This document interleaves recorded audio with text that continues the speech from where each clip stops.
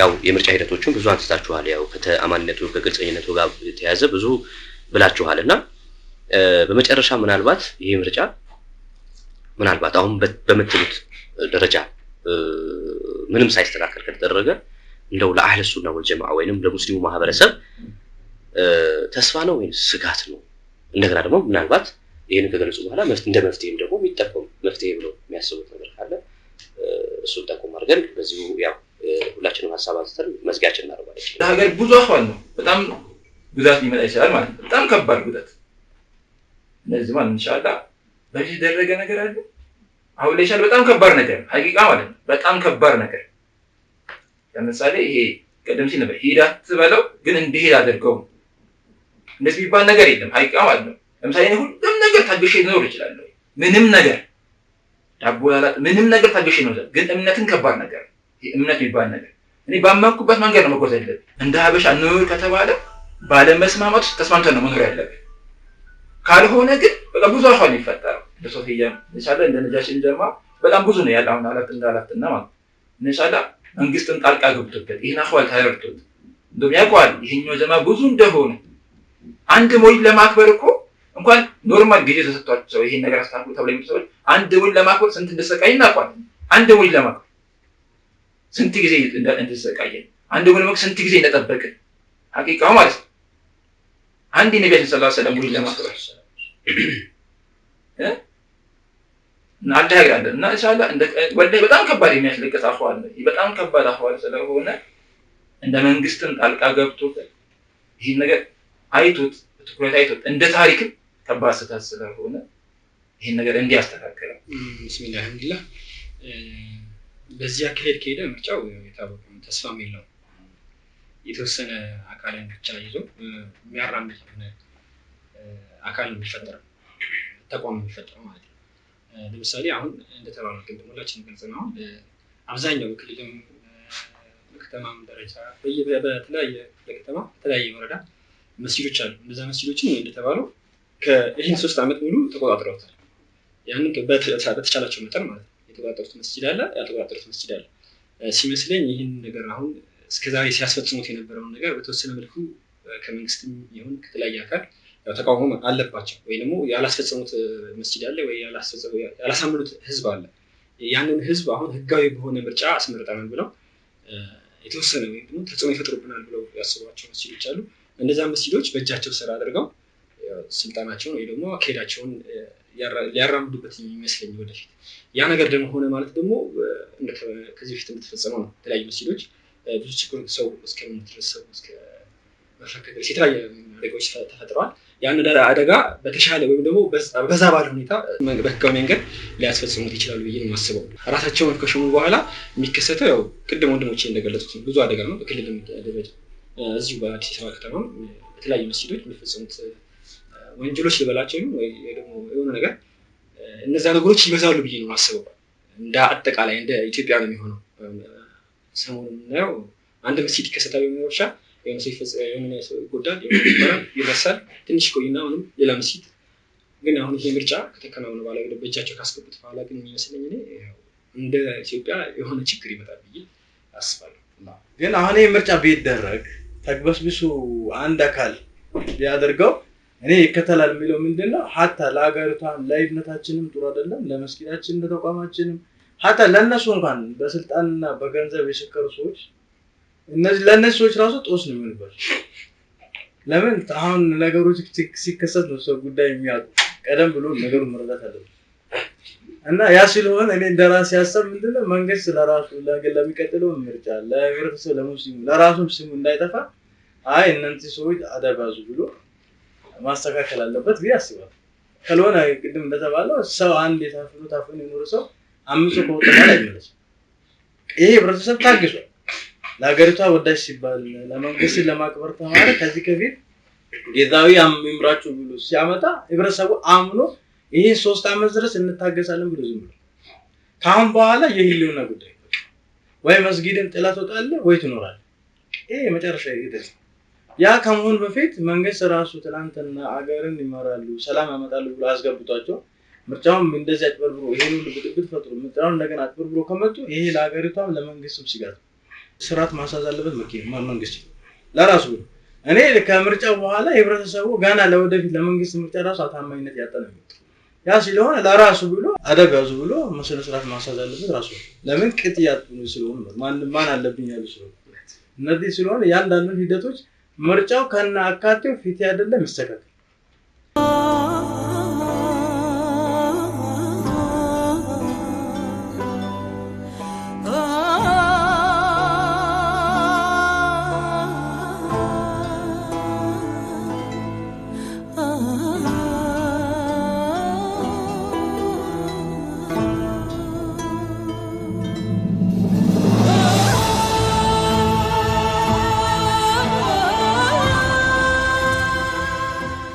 በመጀመሪያ ደረጃ ምርጫው በዚህ ሂደት ተደረገ ማለት የሙስሊሙ ሰላም ተነሳ ማለት ነው። ምክንያቱም ምርጫው የፈለገው አካል አለ፣ እዚህ ጋር ደግሞ የማይፈልገው አካል አለ። የፈለገው አካል ትክክለኛ መንገድ አይደለም የተጠቀመው። ይሄ ምርጫን የማይፈልገው አካል ደግሞ ትክክለኛ መንገድ አለመሆኑን አስረግጦ እየተናገረ ነው። ማስረጃም በተለያዩ ነገር እንዲሆንለትም ይፈልጋል። ትክክለኛ መንገድ እንዲሆንለትም ይፈልጋል። ሰላም ፈላጊ ነው። ሰላም የማይፈልግ የለም። አሁንም እኮ ያለው መጅሊስ መስጊድ ላይ ያለውን ነገር አረጋግጦ ሰላማዊ ሆኖ ሁሉን አካታች ሆኖ ቢቆይ እኮ 10 ዓመት ቢቆይ እኮ ሙስሊሙ ማህበረሰብ ዝም ነው አይናገርም። አሁን የዚህ ሁላ ምርጫ የሚለው አካል መጅሊስ ይቀየር የሚለው ታዲያ እንደ አዲስ ይቋቋም የሚለው ምናምን የመጡት እኮ መጅሊስ ላይ ችግር አለ የሚል ነገር ስላለ ነው። መስጊዶች ላይ የተነሱ ችግሮች አሉ። ሁሉ ነገር መነሻው አንድ ነገር እኮ መነሻ ቤትህ ነው ሊሆን የሚችለው። ከቤት ውስጥ እኮ መሪም ሊወጣ ይችላል፣ ሰላማዊ ሰው ሊወጣ ይችላል፣ በጥባጭ ሊወጣ ይችላል፣ ለቤተሰብ የማይጠቅም ሊወጣ ይችላል። ሙስሊሙ ማህበረሰብ ደግሞ እቤቱ መስጊድ ነው። መስጊድ ውስጥ ነው ሷሊሁም የሚወጣው መስጊድ ውስጥ ነው። መስጊድ ውስጥ ሆኖ የተማረው ነገር መስጊድ ውስጥ ሆኖ ደግሞ ኺላፍ ያለው ነገር ደግሞ ካለ ሁለት አባወራ እንዴት አንድ ቤት ውስጥ ሊኖር ይችላል? አሁን ሙስሊሙ እኮ ሁለት አባወራ ሆነ። እዚህ ጋር ራሱን የቻለ ሌላ አንድ አካል አለ ሰለፍ የሚባል፣ እዚህ ጋር ሱፊ የሚባል አለ። ግልጽ መሆን ስላለበት ሁለት ወገን አለ። ይሄንን አምኖ ካልተቀበለ አንድ ምርጫውን በተባለው መንገድ አስተካክሎ ምርጫውን ካላስኬደ ፊትና የሚቀሰቀሰው መስጊድ ላይ አሁን እንሰማለን። መስጊድ ላይ ከፎቅ መወርወር አለ፣ የአይን መጥፋት አለ፣ የተደበደበ አለ፣ የሞተም አለ። ይሄ ሁላ ነገር የተቀሰቀሰው በመጅሊስ ምክንያት ነው። መጅሊስ ፍትሃዊ አለመሆኑ አካታች አለመሆኑ ከአስተዳደራዊ ይልቅ ወደ አቂዳው ፓርት ወደ አቂዳው ሄደ ስለሆነ ያለው መዋቅር ልክ አይደለም፣ ሰነዱ ልክ አይደለም፣ አስመራጭ ቦርዱ የተመረጠበት መንገድ ልክ አይደለም። ስለዚህ ሁሉ ነገር እንደ አዲስ ምርጫ መርዘም የሚችል ነገር ምንም ይሄን ያክል የሙስሊሙ ሰላም አንድነት የሚያስብ ከሆነ ተቋሙ ምርጫ መርዘም የሚችል ነገር ፍትሃዊ የሆነ ነገር ማድረግ ከፈለጉ በጣም ቀላል ነው። መጀመሪያ እነሱ ዝግጁ መሆን አለባቸው። ዝግጁ ግን ካልሆኑና አሁንም በዚህ አይነት መንገድ የሚካሄድ ከሆነ በጣም አደጋ ነው። ከዚህ ቀደም መስጊድ የሰማናቸው ዜናዎች በአሰቃቂ ሁኔታ የበለጠ ሆኖ መስጊድ የረብሻና የግድያ የመፈንከቻ ቤት ይሆናል። የአላህ ቤትነቱ ትቶ እሺ ቢስሚላህ አልሐምዱሊላህ።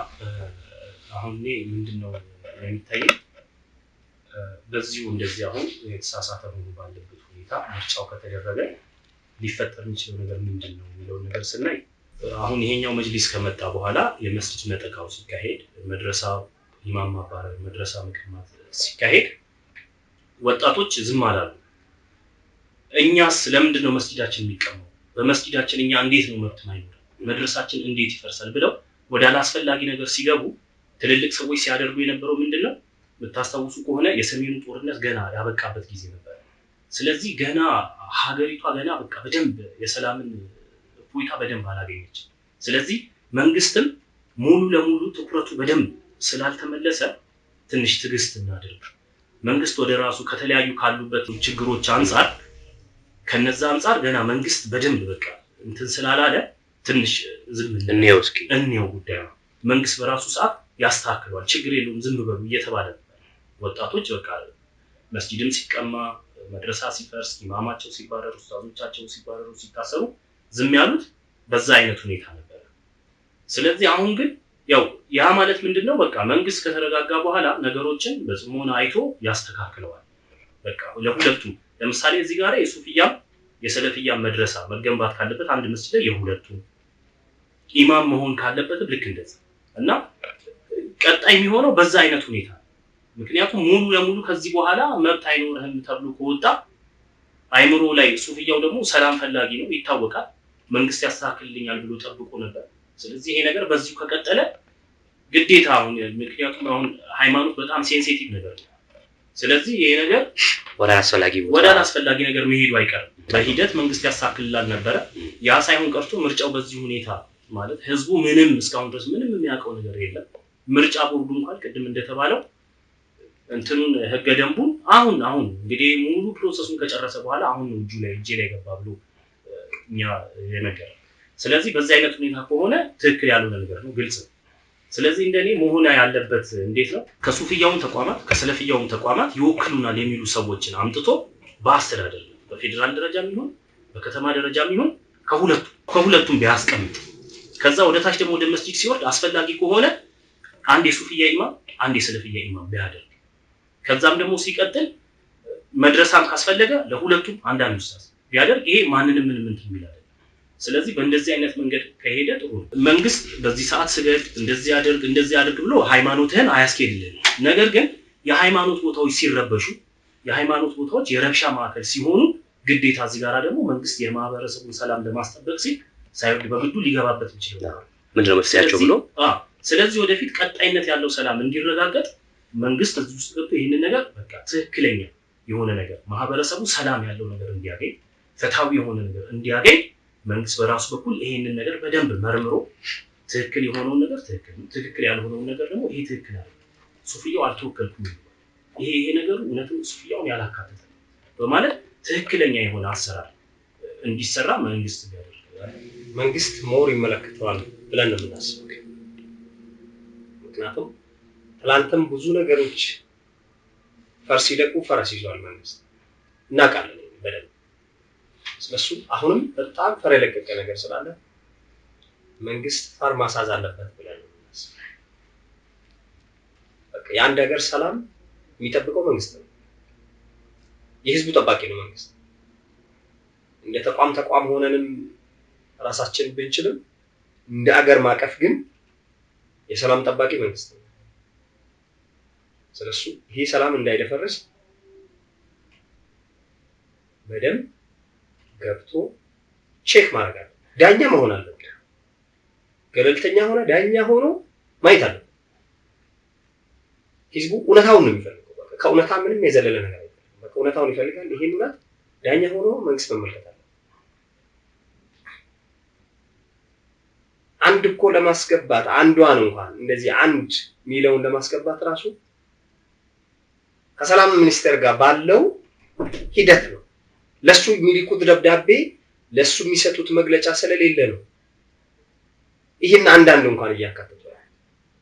ስለሱ ይሄ በደንብ ተሰምሮበት መንግስት በደንብ እይታውን አትኩሮት ሰጥቶ የሚመጣውን ችግር ከህዝቡ የበለጠ የማየት አቅም ፓርቲው ስላለ እንደ ሀገር በደንብ ትኩረት ሰጥቶ አይቶ ቢያስተካክል ቢገባበት እንላለን እንደ ህዝብ። ውድና የተከበራችሁ የሚዛን ሚዲያ ተከታታዮች በዛሬው ፕሮግራማችን ከተለያዩ ክፍለ ከተማ የተወጣጡ ወንድሞች በምርጫ ዙሪያና በምርጫ ሂደት ላይ የመጅሊሱ ምርጫና ሂደቶች በሚል ውይይት አድርገን ነበረ። በሌሎች የሚዛን ፕሮግራሞች እስከነገናኝ ወሰላሙ አለይኩም ወራህመቱላሂ ወበረካቱ።